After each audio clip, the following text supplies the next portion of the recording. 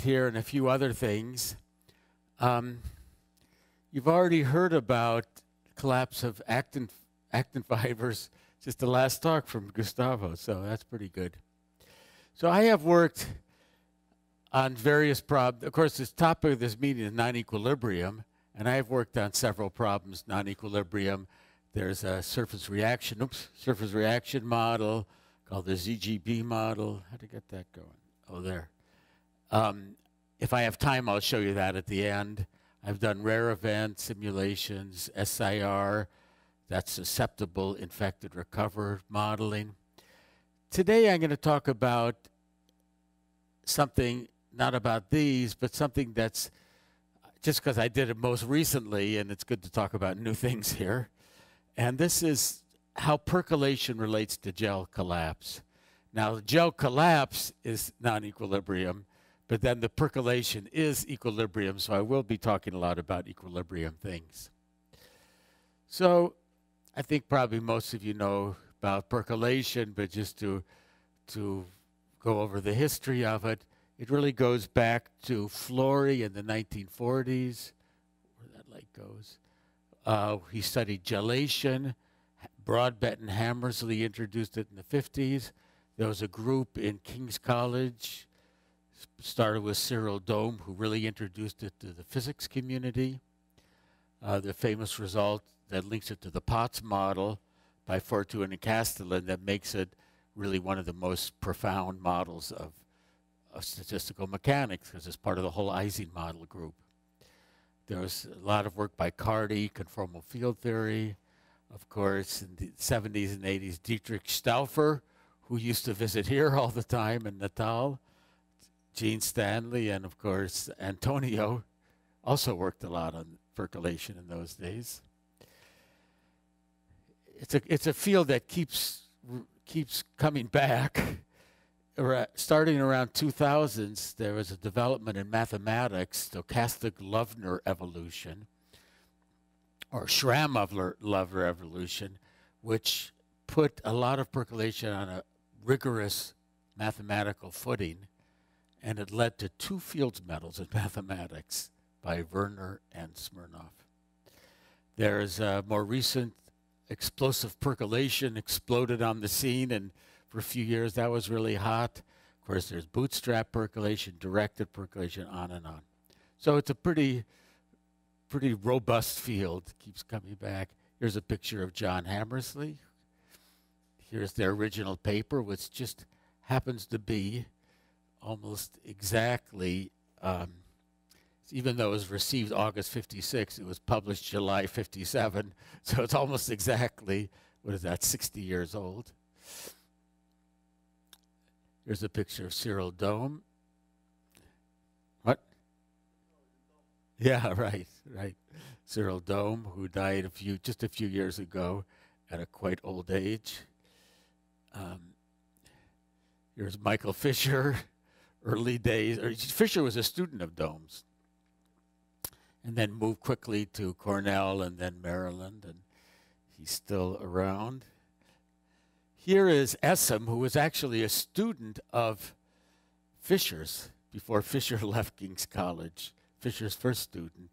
And he wrote some interesting, I did some other work I'm not going to talk about related to Sykes and Essam, a lot of nice work they did. And just last year I was in London and I looked him up. I went to his house and had a nice talk with him about all of this old stuff. And here is, many of you know, Dietrich Stauffer. In Brazil, right, Niterói, right here. This was his birthday. He was 60 years old. So what was that, about 15 years ago or something like this? Unfortunately, I didn't go to that meeting. That was before my days of going to Brazil, before I realized how wonderful it is to go to Brazil. Now I go every few years. Anyway, he was one of the big popularizers of percolation. He wrote this book, Introduction to Percolation Theory, the second edition with Amnon Aharoni. I visited him in Cologne a few years ago. Anyway, so now to remind you, percolation, like site percolation, you take well, something happened there. take a triangular lattice, and you could think of it as randomly putting occupied sites on the lattice, or you could think of it as tilings of hexagons. And then we make all the ones together a cluster. And then as you increase the number of these occupied sites, at a certain point you get this so I make all neighboring ones the same color, and at a certain point you get this continuous cluster across the whole system, and that's the percolation point. You could define it as the point where you get a vertical crossing, or you could define it as vertical and horizontal, or you could define it different ways. In the limit of a large system, it's all the same. Here's pretty much the same thing, but actually I'll talk later about this picture. This is exactly at the percolation threshold. And you could actually think of blue clusters and yellow clusters. You can think of it as two sets of clusters. I'll talk about that. Now, a lot of dynamical problems have led to the behavior of what I just showed you, which is equilibrium percolation. You could just grow clusters by something called the Leith algorithm. We just start growing clusters, adding sites one at a time. It has some dynamical exponents, but when it's all done and the cluster's all done, it's exactly the same as if you just randomly put everything down. So you get isotropic percolation exponents out of a dynamical process. I mentioned the SIR epidemic model, and I wrote a paper with Tanya Tomei from USP on this. And then, of course, we'll hear later about coarsening. Federico tells about coarsening phase transitions. Even though that's out of equilibrium, it self-organizes to an equilibrium percolation. And today I'll talk about the motor collapse. So this is what it was. There was a paper just a few years ago. This group of people, Fred McIntosh, who, by the way, was once at Michigan before he went to Amsterdam, and now he's at Rice University in Houston, Texas. I don't know how he's faring right now. They're having the storm of the millennium right now. But anyway, and they were doing some experiments, active gels, exactly what we heard about before, where you have these molecules, actin, that make these fibers, and they could give it some chemical, cause it to kind of collapse. And here somehow they are able to make it light up for some reason. I forget how. But anyway, they have this gel network, and they start getting this collapse, and then they have the distribution of these clusters. Yeah, that's what it is. That's what the light is. Okay. So then what happens is the size of that cluster is exactly, their model was we have a hole, and the hole just collapsed down. So if I want to figure out what the size of that cluster is, here, all I got to do is figure out what is the size of the holes that it comes from.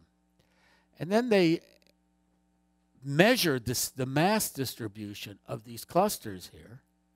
And you see they find a nice exponent, the number of clusters of size S versus S on a log-log plot, and they got a slope of minus 1.91, and so the tau exponent is minus 1.91.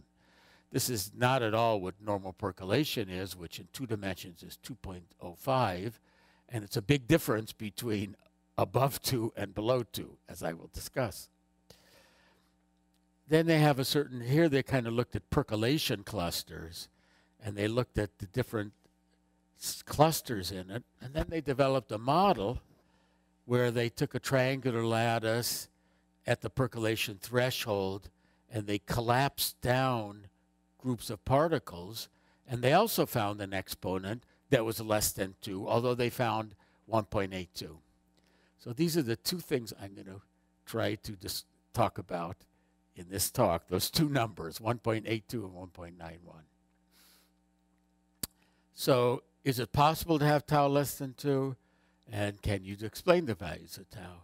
So I wrote a paper with Yujin Deng, who I've been collaborating with. He's at, it's called University of Science and Technology of China in Hefei.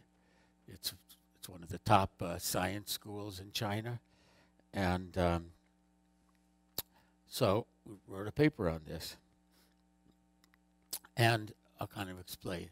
The first thing we realized is the actual model that these guys, Scheinman et al. Did. What they did is they took percolation clusters like this, but they did a process where they would collapse all of this down, they'd put bonds between all of these and collapse them all down into a single cluster. In other words, what they did was, if you look at these dashed lines, they actually looked at what are holes in what are called the backbone of the percolation cluster. Percolation cluster, I'll talk a little bit more about that, but cluster has little branches or leaves off the edge that go nowhere. They have backbones bonds, which are doubly connected bonds, and then they have these junction bonds that connect one backbone, one blob, you could call it, to another blob. And this is related to the red bonds that Antonio looked at, where you take the backbone and the junction bonds together, gives you all the red bonds. No, they're just the junction bonds are the red bonds, because they have to be singly connected.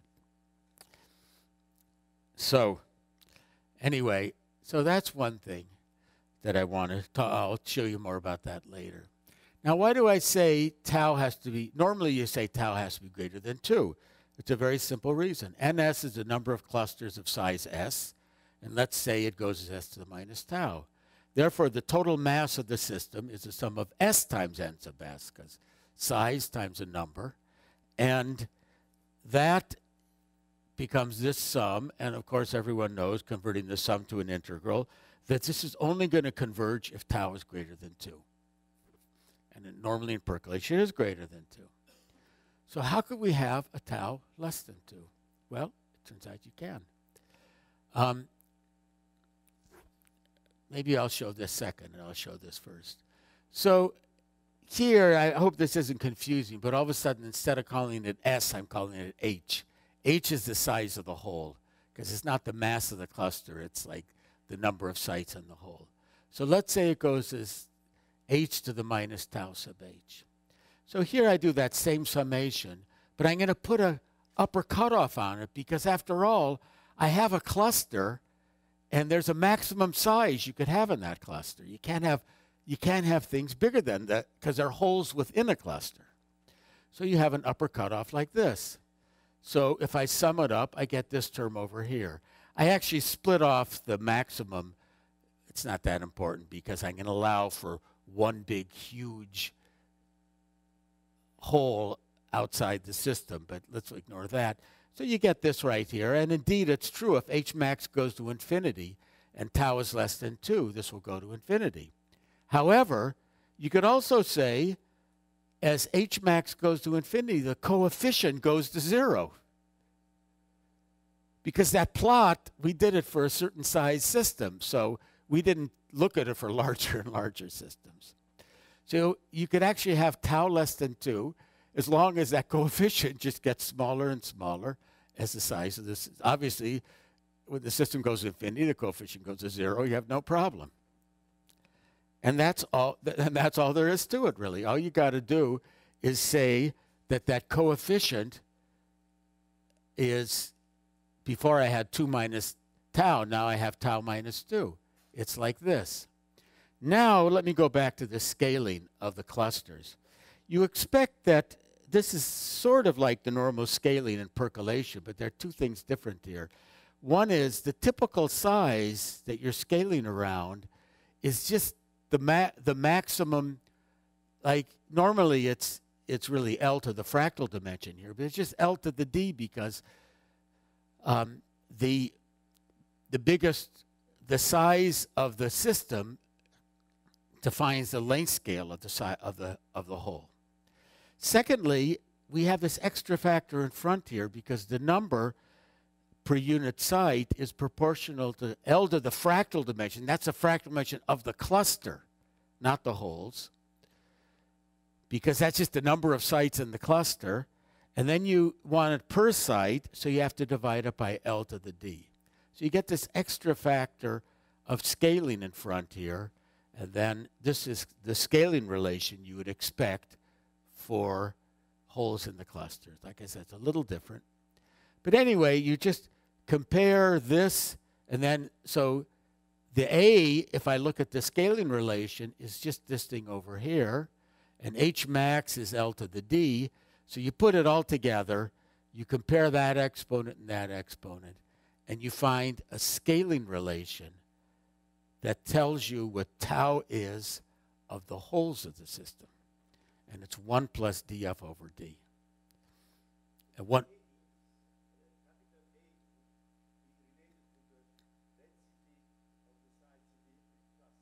yes, that's exactly right. Because it's exactly this density, because it's the number of sites divided by the whole thing. That's exactly right. So anyway, you put it all together, and you just find the scaling relation. And this we claim, if you remember, their experiments found a value of about 1.91, and this is maybe within error, their error. This is pretty much agrees with it. And we agree with them that they are finding holes in percolation clusters. Although in their model, they didn't even realize that the way they did their model, they were actually, by joining all the sites together, they were actually making holes in the backbone of the percolation cluster. So, well, I'll just show here. If you do it in the backbone has a much lower fractal dimension, and the same exact scaling arguments apply, and it gives 1.82, and that exactly agrees with the simulations of their model. They didn't have any exact results on their model, it's just simulation. So, yeah.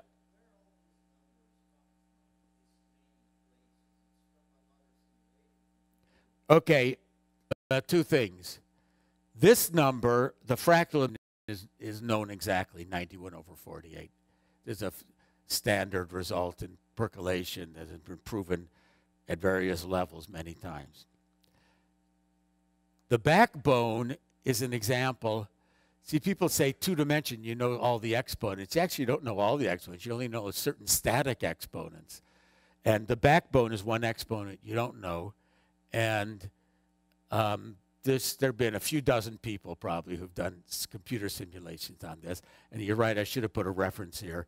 This is Eugene Deng in China, and myself wrote a paper for this value right here for the backbone.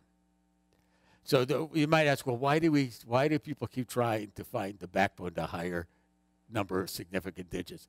One reason why, this is what keeps this field going, is that every so often someone comes up with a conjecture. I have a conjecture the backbone is this value, and it agrees with all the previous values. So then you have to do better computer simulations to prove or disprove the conjecture. It's kind of like lifetime employment. So anyway, so these are the results. My friend Greg Huber, he actually once wrote a paper years ago kind of related to this, and notice this very interesting scaling relationship between the backbone, and if you look at a cluster and the holes, or the backbone and the holes, there's a very simple relationship between tau. Remember, tau is the exponent of the size distribution. Okay, I better talk faster. So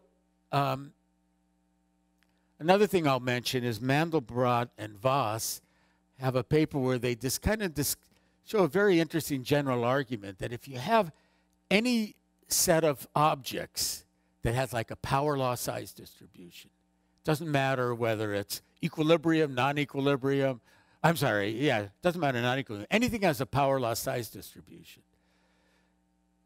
For it to fit in space altogether, if it all has to fit in space, the object's fractal dimension and the size exponent all have to satisfy this relation.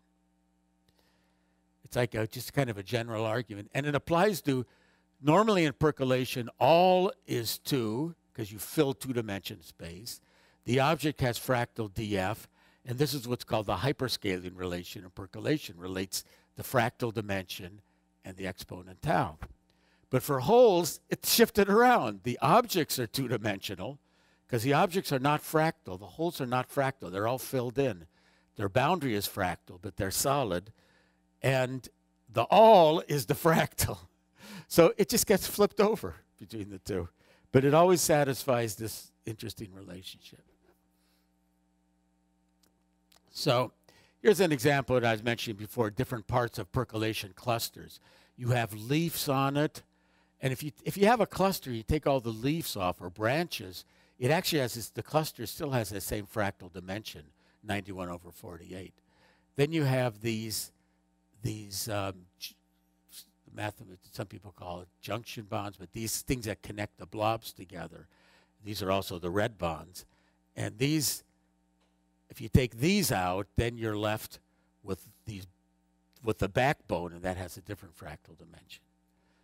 Now, the interesting thing about a percolation cluster is you could take all the leaves off, and then you get something like this. It might have, if you look on a finer scale, you'll see more and more branches coming out. Then you could shrink all the blobs down to points, and then you're ended up with just a tree.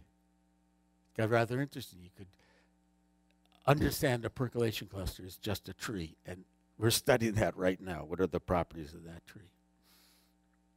Just to show you even another example, you could take a hull, and the holes trapped in the hull, and everyone knows that another famous result is the fractal dimension of the hull, which is the outside of a percolation cluster, is 7/4.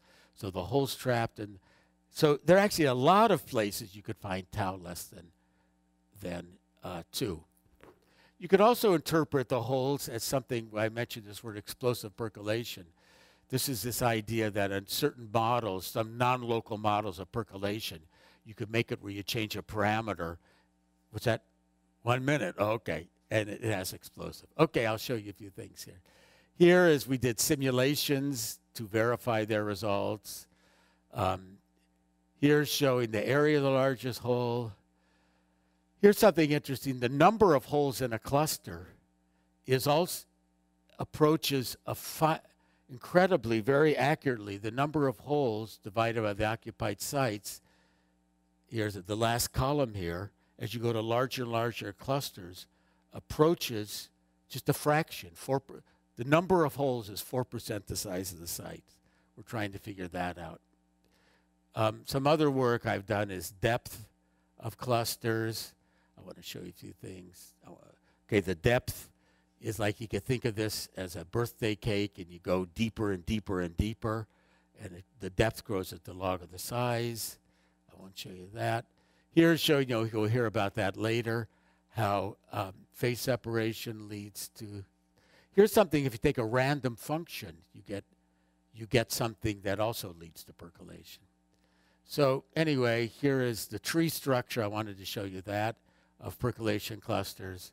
And I want to land with one last notice that I'm on an organizing committee of a meeting being held in Bangkok, January 8th to 12th.